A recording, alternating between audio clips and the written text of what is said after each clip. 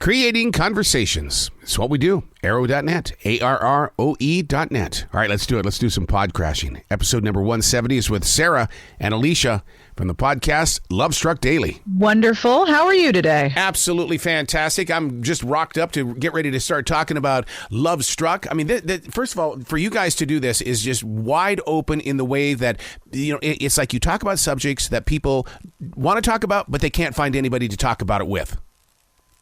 Yep, pretty much. Do you sit down with a notebook saying, what did you hear at Starbucks today? All right, let's work on that one. We have a fabulous research team, and we are busy finding true love stories from the present and from the past. So there's lots of hidden love stories in history that were covered up or were pushed aside that we don't know about. But there's also the absolute joy of hearing how two people met and fell in love right now. Right, Alicia? Oh, yeah, for sure. And the good news is there's no shortage of, this is how we met stories or this is how we live our lives stories. So I don't think we'll ever run out of material. I think, if anything, the problem is which story do we pick? You're so right about that because during the pandemic, I needed to be with people, and I thought, where are people at? I'm going to go to a grocery store and get a job. I thought, I've never worked at a grocery store. But I'll tell you what, in watching people who've been married from 5 years to 60 years, the stories are mind-blowing. Aren't they, though? I mean, the longer you have a time of your life in common with another person, people almost develop like a language to talk to each other. I think there's a word for it. It's familect, a family dialect. You develop a language between you, and sometimes it's just adorable. I've always seen love as being what happens when two angels are sitting on a cloud saying, so what do you want to do today? Well, how about if we get this one to meet that one? All right, let's see how long it works. What good imagery.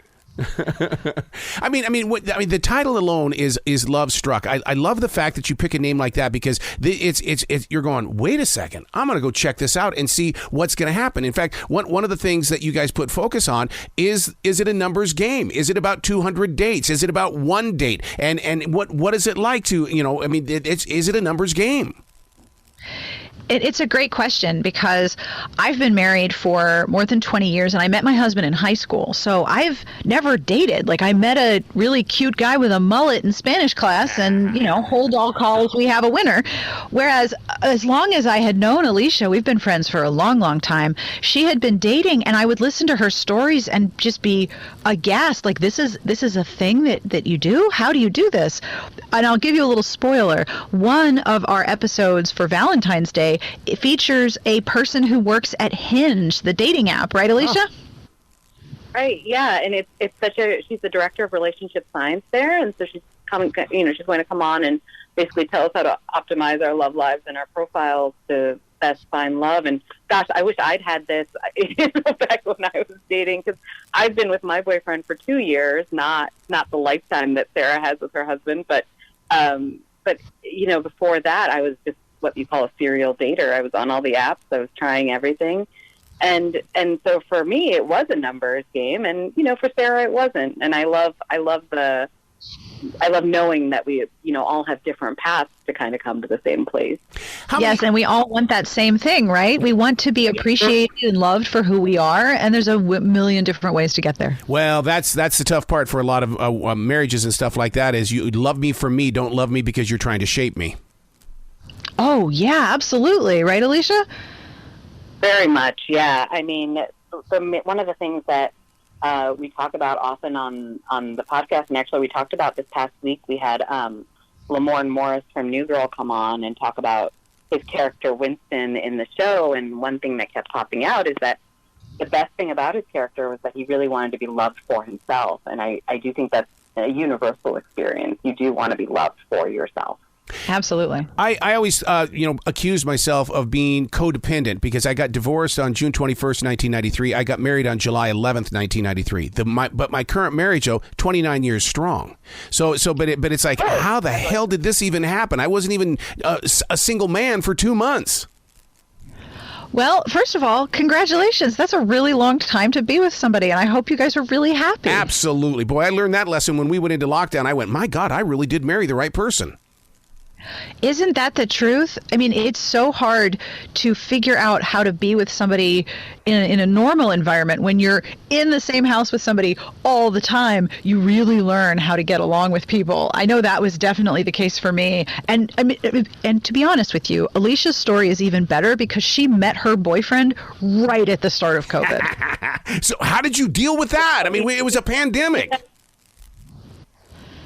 Yeah, we met like a month before the pandemic started, and so it really became a case of, do I really like this person, or do I want to be locked up with them, or is it not there? And I think for us it worked out great, and I just think the pandemic really helped a lot of us understand what we want in love, and if you're looking for love now, I think it's such a different time and place to be out there, but it's also an exciting place to be out there.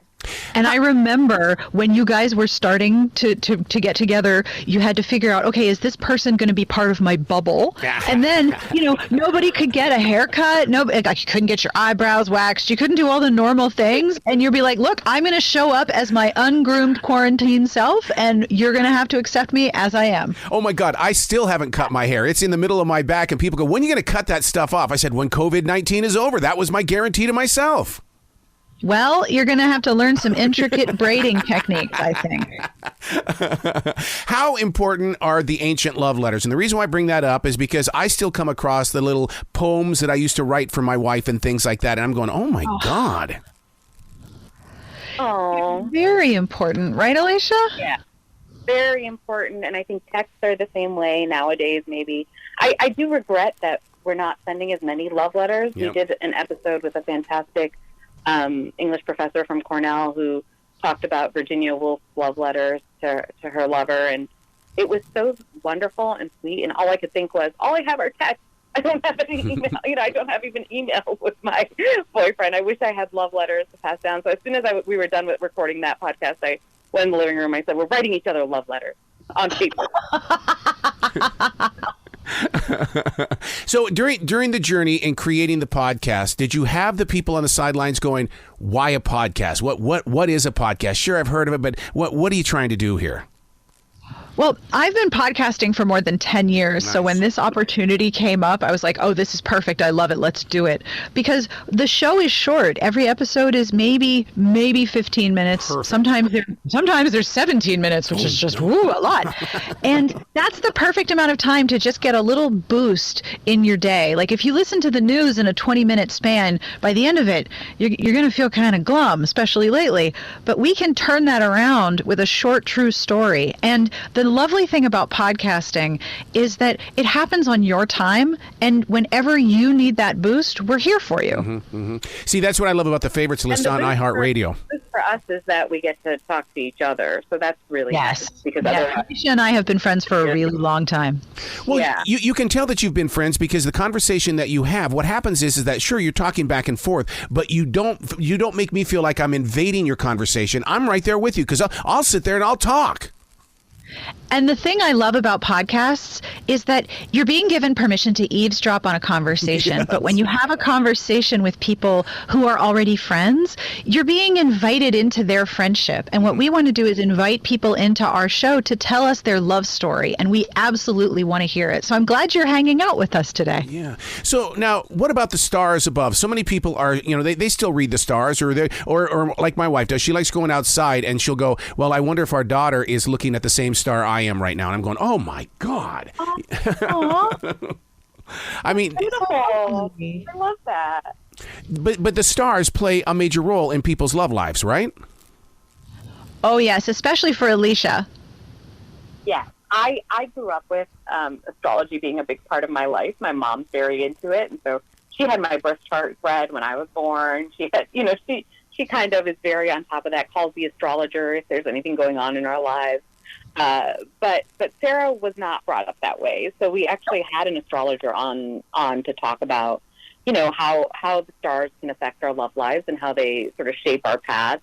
And one thing that I found really interesting is Sarah and I are both Geminis, and we were talking about that birthdays.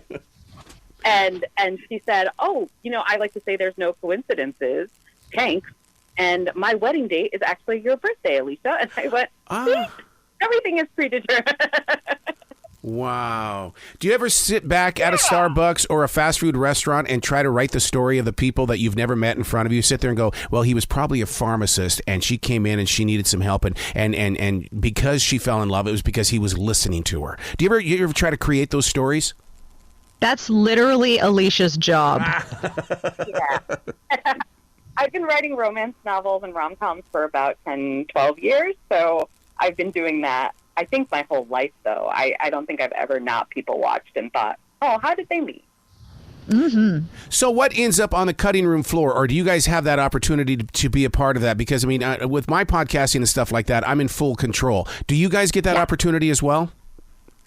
I edit my own podcast, Smart Podcast, Trashy Books. Yeah. But this one, we have an editorial team. And the nice thing is, because we've recorded the whole interview, Alicia, who is so talented with video editing, takes our extras and we make bonus content. So you get behind the scenes footage and we get to share that with people on our social media platforms. See, and that's the part that people want now. They want that extra benefit. They want an incentive of why do you want me to come back tomorrow? Give me a reason why I need to be there. Absolutely. Well, I can tell you the reason to come back to us is that every day we're going to make you feel great. I have a friend who emailed me last night and said, I love your podcast. The minute I finished listening to the news podcast, I listened to yours and I just feel so much better. I'm glad you said that, because that's one of the things that I've talked about for the past year is that we've become so addicted to the headlines that if you know we have a romance with bad news, and you guys are that escape, and you're still talking about things that affect the emotion, but not in the way that CNN is doing it. Exactly. Right, Alicia? Right. Yeah. I mean, there's so much, we call it doom scrolling, where you just sit there for hours and scroll through whatever social media you have up trying to, find something good in it. So we just wanted to make a little corner of the internet where we will make you feel good. Whatever is going on in the world, we will make you feel good about something. And I think especially now it is essential that we have some hope about other people and what they can bring. So what's more important, steamy secrets or candlelit dinners? Both. Why not both? I want both. Yeah, both. As a matter of fact, I want a candlelit dinner with my favorite foods while we talk about steamy secrets. That sounds like a great evening. Yeah. I was with Ted Nugent the other day, and he said that one of the things that couples need to do in longevity is you need to sit around a campfire, because you could be mad at each other, but within minutes, you guys will sit there and start talking about fun things in life. Do we need to start having campfire moments? Why not? Yes, I think so. One of the best pieces of advice I heard recently was every now and again to ask your partner, how can I support you? Am I supporting you well? And I think that's really nice, because it's not necessarily a thing where, what can I do for you? It's just you're getting out in life and you're doing a great job. How can I help you more? And I think that's essentially what you would do around a campfire, right? Yeah, Just chat with each other and learn what you can do for the other person. Yeah. And there's also a bit of magic that comes when you're talking to someone and sitting next to them. You ever notice that when you're in the car with someone and you're both facing the road, I mean, hopefully whoever's driving is facing the road, you end up having these great conversations because you're not looking at each other. It allows you to be with someone next to them, going in the same direction or looking at the same thing, but also talking about what's on your mind, and you get some really lovely conversations with people that way, which is one of the reasons why I love road trips. That's so interesting that you bring that up, because one of the things that my wife and I do is that we make sure that we have places where we can be in separate rooms. And she goes, why do you like doing that? I said, because I'm forced to listen. I can't watch. I don't look out the window at things. I don't sit there and watch TV. I have to listen, and that teaches me to be a better listener. Absolutely. And listening is so important. And people don't realize that it's both a skill that you can learn and a way of demonstrating how much you care about somebody. Not only just seeing them, but hearing them. That's really important. Don't you think that there's too many distractions. I'm sorry. No, I'm sorry. It's nice to just concentrate. Say that one more time, please. Oh, I said there's so many distractions in the world. I mean, our smartphone alone holds so many distractions. So it's nice to be able to just stare straight ahead and listen and absorb what the other person's saying. And that's one of the very reasons why I won't, have a conversation looking at somebody else on the phone, because I really like listening to the conversation on the phone. I don't need to see you. Mm-hmm. Oh, I agree. I agree with you. Listening is a skill, and it is a gesture of affection, 100%. Wow. You guys have got to come back to this show anytime in the future. I love talking with you. You guys are just brilliant, and listeners need to find you, discover you, and use you as the tool that you are, as well as entertainment. There's a lot of entertainment in this involved as well.